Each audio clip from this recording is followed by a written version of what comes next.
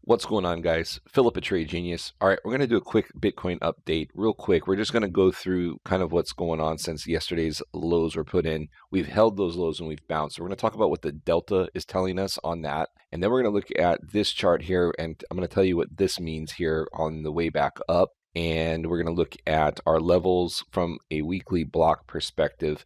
And talk about what that means. And we'll look at a couple of the social media metrics to see how those performed since we looked at them yesterday. All right, so let's dive into this video. Also, guys, a lot of success in the room. This is just a snapshot from Thursday, and we had several days like that this week in the room. And again, we're just doing our Black Friday specials, which is the $2.99 for the year. I can promise you a lot of excitement for $2.99 price of that ticket for 1 year. That's a lot of value in that. So if you're curious, I think that's a real fair package to get in, and you'll be with us every day. And then obviously we have other packages if you're interested in more training and things like that. So check that out. These are our Black Friday specials. These prices are only once a year. All right, guys, let's dive into this video.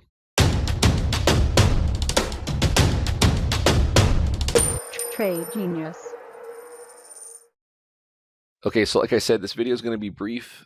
Basically, this is my delta line measuring, how expensive the futures are on BitMEX compared to the actual spot price. So if they're pricing futures up, then the delta rises. If they're pricing it down to the price of spot or lower, you'll get a negative reading. But generally speaking, at this point in time of the cycle, you want to be buying these dips down toward the zero delta line. Now, with that in mind, I wanted to point out a couple things. One is when we get the shading to go short, which is this pinkish color, basically what you're going to do is you're going to eyeball these two weighted moving averages, the 20 and the 65. And we're getting up near this 20, which currently is right at 7,400. And we've almost tagged that, okay? And it could roll over from here, press down. Now, if we clear that, get a close above that, then the WMA 65 is the next shorting opportunity. But there's going to be an opportunity here to short this. What I'm looking at actually for a level for this to tag would be taking out this high here, which was 73.94.86. Didn't quite get there, but normally what Bitcoin likes to do is take out those highs and then quickly reverse lower. So right now people are probably thinking, oh, this is going to roll over here. And what it does is it'll give you one last jerk up, stop people out, grab the stops that are hiding behind here from where people got short here, and then make the move down. And then what you can also keep in mind is that we will spend time near zero delta, like bumping along it. And so you can get this kind of scenario here where, we made the initial low. We could see a dead cat bounce, roll over, just tag or make equal lows. Then we consolidate, and either move up or down. Now, this one was tricky back here because we were consolidating and rolls over. People are thinking, okay, this is really going to scream to low. We heard a lot of calls for 6,000 on this move, and then it reversed higher and wiped everybody out that was getting short. So it can be very tricky price action. However, if you're going more short term, especially when you're shorting, I think it should be short term.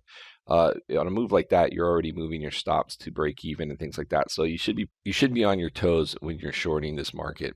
Again, that was another zero delta reading. You don't really want to be shorting into a zero delta reading like we have here. Or if you're going to, it's going to be really quick, and you're going to be moving your stops, keeping your stops tight and moving your stops to break even fairly quickly. So that's just kind of a quick one on the zero delta where we're at. So just be prepared. We could see this, kind of a ranging price action like this once we settle out. But normally what we're looking for in this situation is a dead cat bounce. So this comes up. We would roll over and maybe test these lows again one more time. Everybody freaks out, but in reality, that's kind of a normal price action.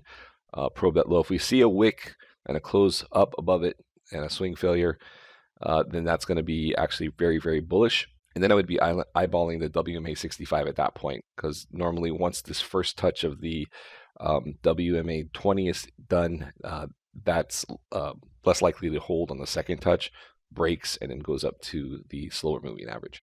Okay, now on the 4-hour chart, you see these distinct little highs that are left behind. And whenever Bitcoin's been making like a generally large move in either direction in this cycle, we've come back, retraced the move, and we've taken out these levels. So if you see, barring a large, just huge random pump like we saw from this move here, right? They call this the G pump, when basically China was basically saying they were bullish on blockchain, right? And you get this huge move and wipes everything out. But barring that, what you'd be looking for is if we get a move, a steady move up to these levels, watch for these levels to get tagged and then a quick reversal. Okay, so 77.20, 82.22, 86.37. I think 86.37 might take a while to get to. I think the more immediate concerns would be 77.20 and 82.22. Those should be good shorting opportunities for you guys that are looking for those short-term moves. Also, the oscillations have been pretty orderly, so I'll be keeping an eye on that 4-hour oscillation there as well. So this is our big weekly block. We did try to take a long here, and that was basically the last time we tried to dip our toes in the market. Now we're flat and kind of looking in the room. But you'll notice this is the 50-period weekly moving average. Now I have this on a 4-hour chart, so we get some granularity, but this is the 50-period weekly moving average, which you guys know is key. And historically, Bitcoin does come and revisit it after we exit the bear cycle. Just didn't seem likely when we were up at 14K, but here we are. So it's holding this level. I think that's a pretty key level for the bulls, is reclaiming this and closing above it. You really don't want to see any daily closes below this level.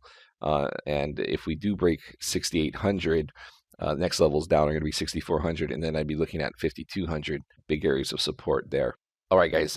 So if we look at the social media sentiment, and this is from the TIE.io, they're measuring Twitter and some other social media feeds, just basically bullish or bearish sentiment, which is a counter indicator, right? If everybody gets too bearish, price bounces. Way markets have been for hundreds of years. But if you look at this, really what I key in on are any readings below 28. So here's your readings over here. So if we get any readings below 28, I like to key in on that. Doesn't look like the daily updated, but if we look at the hourly, okay, we got a reading down here at 26. So that was sufficient bearishness to put in a bottom, and sure enough, right after that reading, we got a wick down to 67.94, and that was the local bottom so far. So I'm going to watch this. Right now we're way higher, so we're not looking, but if this thing dips, if we dip back down toward these levels, and especially if we get another reading down there again, I think that would be, and especially if we get that price action I described where we have like a peekaboo low, I think that's going to be very bullish, and then we'll see another run probably toward the 8,000 mark. And then we'll look at crypto fear and greed. Remember, we got that reading of 20. Since the bottom held, that creeped up to 23. And it'll be interesting to see if we roll back over with that dead cat bounce I'm talking about. If this gets us lower into the 16s, that would be extremely bullish. So there you have it. That's just kind of an update from yesterday. Again, looking for a dead cat bounce. So basically, that means you're going to come down, come up, bounce, and then either make equal lows or a little bit lower, and then you should see a sharp reversal. So that's the current outlook at the moment. All right, so that's it. Thanks for watching, guys. Please hit like and subscribe. It helps us out and helps us to continue to bring you videos. So thanks, guys. I'll see you on the next one. Bye-bye.